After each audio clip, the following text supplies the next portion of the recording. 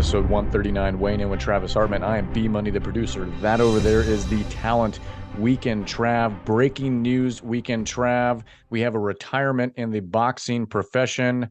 No, say it ain't so. Logan Paul has retired from the sport of boxing. Logan Paul. He has retired. He is now I think he's the U.S. champ, United States champion over there in WWE. So he has hung up his pugilist gloves. I don't know what ounces he was using, but he has retired from the sport of boxing. That is breaking news as of today. Weekend Trav. What do you have to say about that? That's breaking news. Mm-hmm. That's breaking news. Mm-hmm. We know where we are scraping at the bottom of the barrel right now when that's the breaking news. You know what? Logan Paul, for all of Jake Paul's faults, Logan Paul treated boxing more of a circus than Jake Paul did. Logan Paul didn't take it serious. He said it multiple different times. Yeah, I'm doing this as a hobby. So honestly, my opinion as to Logan Paul and boxing and retiring is, who gives a shit? Well, hey, he really put it to Floyd Mayweather, huh?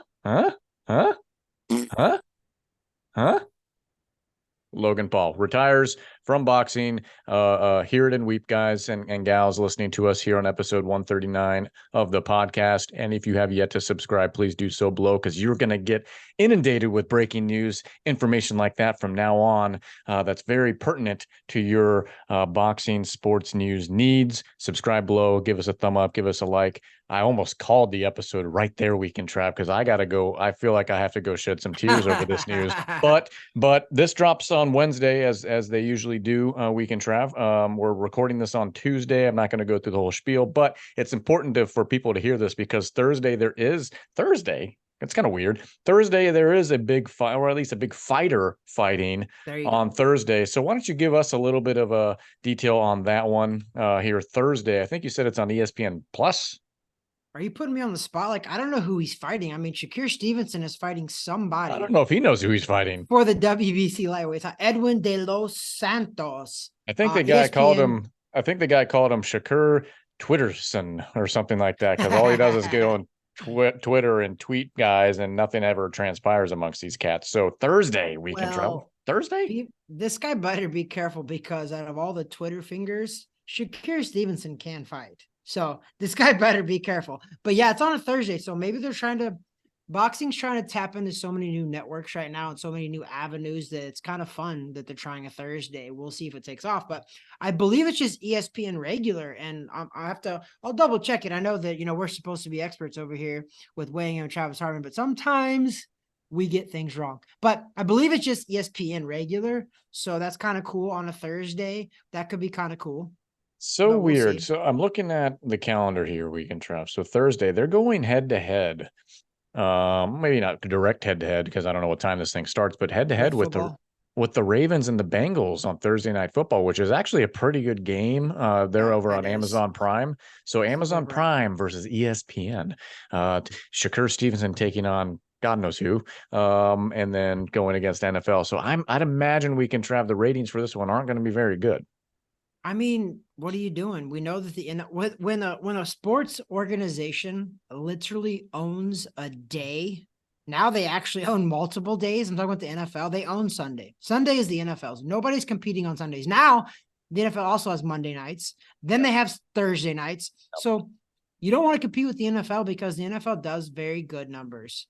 But maybe this is some sort of there's got to be other things playing, though. I mean, there has to be other shows going on while NFL is going on, because not everybody watches the NFL. So maybe we'll pull in some of those fans. So we're saying November 16th. Are we positive on that? November 16th?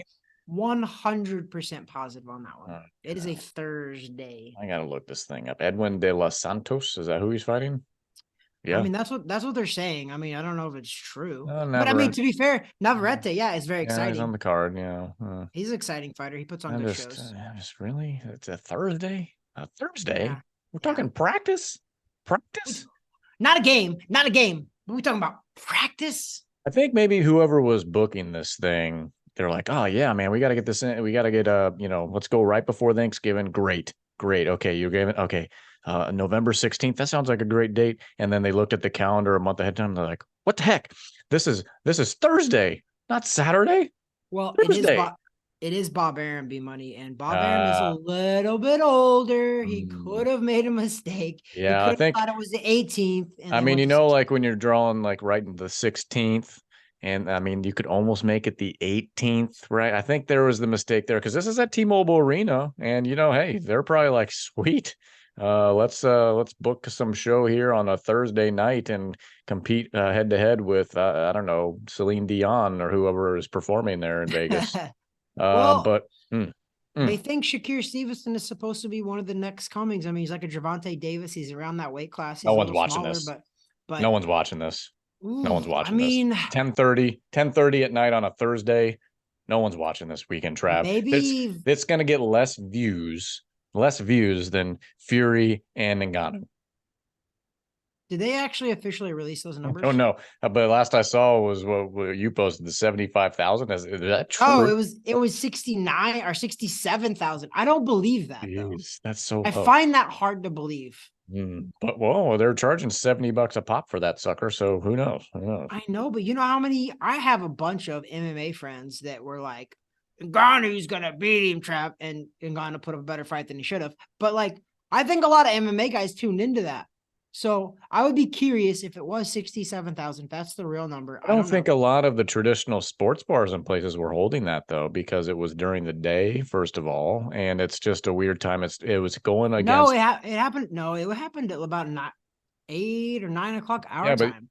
it's still early for a main event on a Saturday, and you're Well, competing with yeah, college typically. football. You're competing with college football. You think any sports bar was putting that crap on?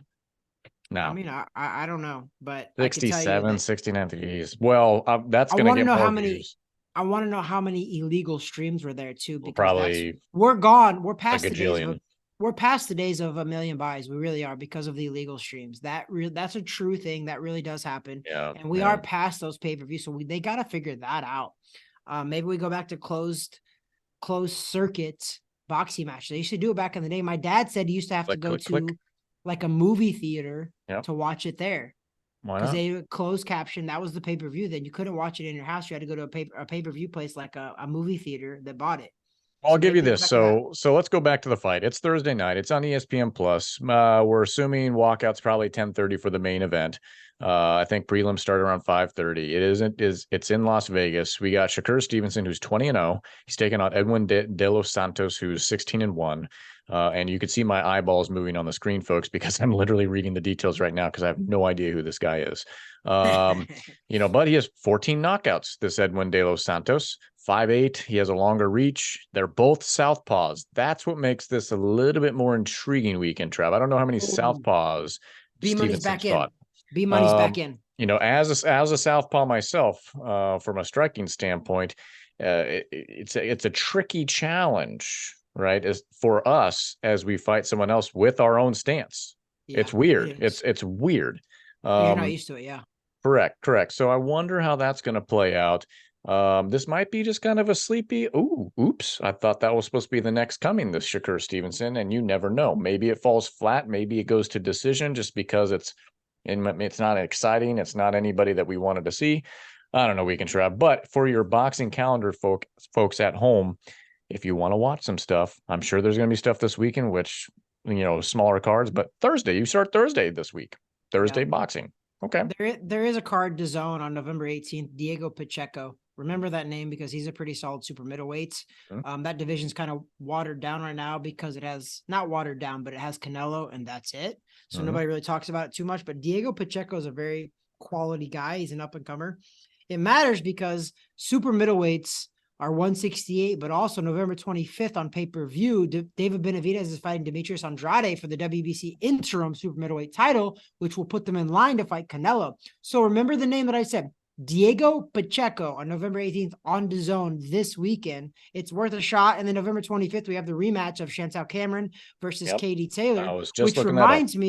which reminds me, we have a United Kingdom correspondent on the podcast now, Dave Schroeder, who actually talked about this fight. If you go back and check out on Weighing with Travis Hartman, we have a new little segment with the UK weekend roundup, and he talks about the Chantel Cameron versus Katie Taylor rematch because she lost it. Dude, Katie Taylor and Amanda Serrano messed around and messed up their rematch because Katie Taylor went and lost, and she might lose again. And if she loses I again, mean, will that not lose the luster of I a don't know. Serrano fight? I'll give her a little bit of slack just because it's different weight classes when she fought Chantel. So Cameron, and I think aren't they rematching at the same weight again? So it's not exactly like Katie Taylor lost in her division. I think she stepped up, didn't she? Or correct me if I'm wrong. I'm crossing wires. I'm gonna double check it, but also it matters because that's exactly Katie. Amanda Serrano went up in weight to fight Katie Taylor as well. Yep. So Amanda Serrano came out of her weight class. Now you know how it's gonna go. So yes, you're right. Once Michaela Mayer starts, chirping, ESPN will flock to her. Like the salmon instinctively flock, like the salmon of Capistrano, however that line goes. ESPN will go to her like mosquitoes to a flame. Okay. And they're going to push her. It's Michaela Mayer I'm talking about, no matter what, even though I think she is overrated. I've said that a lot on this program. Michaela Mayer is overrated, overhyped. Yeah, but she's a blonde and she's pretty, so she gets. She's really a brunette. Let's not go there. She's a brunette that becomes blonde. B Money, look at B Money getting all over it. So you're right, B Money. Sharp. Chantel Cameron versus Katie Taylor Yeah. is for the oh my gosh, it's for all the titles at super lightweight, which is 140, which is 5 pounds more than what Katie Taylor. So Katie Taylor is still the unified champ at 135, which is lightweight, right? Yeah, because I think Dave mentioned that. I think he mentioned that wrong at the end of his bit, and that's fine because God knows we made a lot of mistakes. Katie Taylor didn't really lose anything; she still holds her belts. So I'm trying to find the rematch is for all of the other girls' belts, so that's why it makes sense that they would do it at 140 because the belts are on the line. They have to do it at 140 because if that's that girl's belts, then they have to. It's like, listen to this. I'm surprised they're doing it again at that girl's weight. If I was her, why would I? Other than the money, why would I do it? Well, it's for the belts. Like you have to. Like it's her belts. If you want to do the rematch and you want the belts on the line, then you would make that makes sense. Is why you're doing it at the 140 because if not, then the belts. Didn't they do it the first time at 140? Yeah. So they're going to rematch at 140 because the belts are on the line. Again, though. Yeah, but why? Where else would they do it? Katie Taylor's weight? I don't know. Maybe she can't make it. Maybe not. Maybe you're right. Maybe you're right. Hey, listen. As one that it takes a while to lose a couple pounds, I get it. Hey, ladies, I'm with you. Okay, I'm gonna look. Hey, Chantal Cameron looks like she's kind of pretty. I've never seen her, but I'm looking at her right now. She looks pretty. We can try. That doesn't matter. Hold on. I'm trying to look up. Here we go. I'm looking up some fight lines as we talk. We're winging it a little bit today, folks. Well, 2021. Oh gosh. Oh my gosh, I'm like all over the place. Dude, I just looked. Cameron fought at 136, so she could make 35. Yeah, but she's probably thinking, no. Actually, if I were her, I would step down so my stuff isn't on the line. But anyways, I digress. Let's go back to Shakur Stevenson real quick. I was just looking up the fight lines. You didn't even want to talk about it. Now you're all over it again. Yeah, well, listen, my mind is all over the place right now. Shakur Stevenson minus 1,600. No, thank you. I will watch the Bengals Ravens with the Ravens at a minus 3.5 right now. That sounds like a little bit more of an enticing Thursday evening for me. But remember, that game might be over by the time the boxing starts. Oh, because it starts about 8:15 is kick. So no way. But Shakur won't go in the ring until I bet that they're going to time it to where Shakur doesn't go in the ring until after that game. Well, they're saying roughly 11, so it might be towards the latter part of that. Sure. But I'm sorry, we can Trav. So they're not really going. They're not really going head to head with the NFL then because they're not starting until it's pretty much over. I mean, minus 1,600 with the round over under a 10.5. Knockout. You think? So you're going under. That's a plus 255 under. No. I'm not going. It's a 12-round fight. If it goes under 10.5, that means that it's going to be a knockout. If the over under is 10.5, they're looking for a knockout, I think. A late round then, because I mean, geez, if you take this on this website, if you take the under 10.5 rounds, it's plus 255. Oh, well, nah, maybe it goes the distance then. Maybe this guy's tougher than I think. Yeah, because over 10.5 is minus 345, sucker. But I don't want to talk too much smack on this, but Yeah. He's from the Dominican Republic. They don't usually have durable fighters that come from there. And I know it's going to sound bad, but that's just the truth. They Well, there you go. usually don't have durable fighters that come from there. And I'm looking at his record right now. He's fought a lot of guys with like kind of pretty records towards the very end of his last like 3 or 4 were guys with like pretty records, but guys that I've never heard of though. So I don't know. I think I'm gonna call it. Oh my God, B Money. Wait, no, we saw this guy fight. He fought at Carib Royale January 7th of 2022. This De Los Santos. Well, it obviously wasn't memorable for me. He lost a split decision to a 13-0 guy. Oh so my there gosh. we go. He's getting knocked out. Oh my gosh. You think he's getting stopped by Shakur Stevenson? You think? Yes. So the under 10.5, then I would take that bet. Does it pay a little bit? Plus 255. I'm going for it. Wow, there you go. You heard it from Weekend Trav. Take a look. If you are a gambler, we're not necessarily promoting to do that, but if you happen to be enticed by that bug, take a look. I know here in the state of Florida, Hard Rock Bets is back. Their app is back live. So sorry, Bet US. That is now my preferred destination of choice. Under 10.5 rounds, paying plus 255. Weekend Trav says that's a lock. I mean, I'm going for it. I'm not saying you have to, and I'm not. Don't count this as my official prediction, though. But I am going to put my money where my mouth is. Well, it's for the WBC lightweight title, 12 rounds. Okay, well, that's a Thursday night, folks. I can already see the thumbnail I'm going to create for this YouTube post, and it's going to have those guys with a bunch of Z's over them because this is going to be a snooze fest. Weekend Trav. That's just mean, B Money. That's just mean. You know, I can be mean and disrespectful all I want to. I mean, you're allowed to do whatever. You're a grown man, but that's just mean. Yes. Weekend Trav. Listen. B Money. We got a lot going on. Personally speaking, you and I, but also when we look at the boxing calendar, it doesn't really ramp up till right after Thanksgiving. I think this next week and a half is a little light, and that's okay. And then your Jordan year, the Wizards Jordan year, continues here in 2023 as we approach the end, because we have what I feel like is a dud of a heavyweight showdown pay-per-view brought to us by Eddie Hearn. It's like all the heavyweight guys fighting other guys instead of each other. And he's going to force us to watch Anthony Joshua as the main event. I mean, I'm sorry. We used to be like, why isn't Anthony Ruiz fighting anymore? And why isn't blah, blah, blah. You know what? I don't think I want to see him fight anymore either, because he knocked out Anthony Joshua back years ago. Well, now we know who he is. We know Anthony Joshua isn't very good. So why? So that takes a lot of credibility from a Ruiz. So I don't care about seeing him anymore. I don't care about seeing Anthony Joshua anymore. I want to see Deontay Wilder, but I want to see him knock one of those suckers out. This seems boring. What's the point? I mean, it's the heavyweight division, so maybe it shocks us because Deontay Wilder's involved. It could. Deontay Wilder, in all of the credit of all that, though, is fighting the toughest guy out of all those guys. He's fighting a former world champion, a heavyweight. He's fighting the only guy on that whole card I would want to see is him. That's it. Yeah. And he's fighting a legit guy. If he can possibly knock out Parker, that's pretty legit. That's true. But Otto Wallen fought Fury and went the distance with Fury because Fury got a really bad cut. So maybe that's why that's why I predict that as long as Joshua wins, Fury wins, rematches Ngannou like around May and beats Ngannou. Okay. I think that Anthony Joshua and Tyson Fury could be set up for a clash in December of 2024. I don't even know. I want to see that. That is anymore. A Weekend Trav prediction. As long as everybody wins.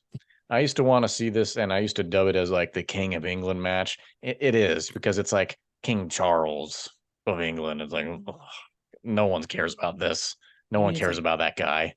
Who's the Prince Andrew? Who's the disgraced prince? Yeah, I think so. I don't know. We need to ask our UK correspondent about that, Dave Schroeder, without a C, without a C in his last name. Made that mistake.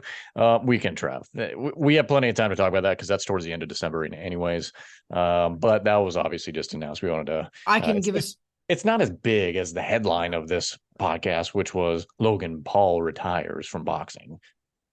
I can give us all a quick rundown of legit boxing matches happening though in the next like 3-4 weeks. Okay, give us the rundown, and then we're I going could to do a wrap this up. really quick one. Do it. I already talked about. That's my specialty. Not, I don't know. That's what I do. A real quick one. Okay, but go ahead and give us the rundown. So I already talked about November, Diego Pacheco this weekend, November 25th, Chantel Campbell versus Katie Taylor. Also, David Benavidez versus Demetrius Andrade. That'll be a good one. But I'm going to do the December one really fast. Okay. Do it. Do it to it. All right. Hold on. I'm going to skip over this one guy because he doesn't get talked about, but I'll talk about the rest. December 2nd on DAZN, we have Ryan Garcia versus Oscar Duarte, whatever. Michael Collins versus Jordan Gill on DAZN December 2nd as well. December 9th, we have Regis Prograis versus Devin Haney. But also December 8th at the Crib Royale, we have Giovanni Estella and a bunch of other guys part of the WBA convention, which we will be at. Awesome. December 10th, Chris Billum Smith, alumni of Weighing In with Travis Harmon, is also fighting, defending his WBO Cruiserweight title. Sir, and then we have the gentleman, Chris Billum. Then we have December 15th, Jake Paul at Carib Royale versus, I already forgot the guy's name, but he's a boxer. Some guy. Some taxi driver. December 26th, we have Inoue fighting. I don't know who he's fighting, but he's fighting on December 26th on ESPN Plus. Is that a Tuesday? Those are always like Tuesday mornings. Is our rundown of the December show card. And you know who I forgot to mention? I wouldn't say I forgot, but I purposely left out. Adrian Broner is fighting December 2nd. Oh, your boy.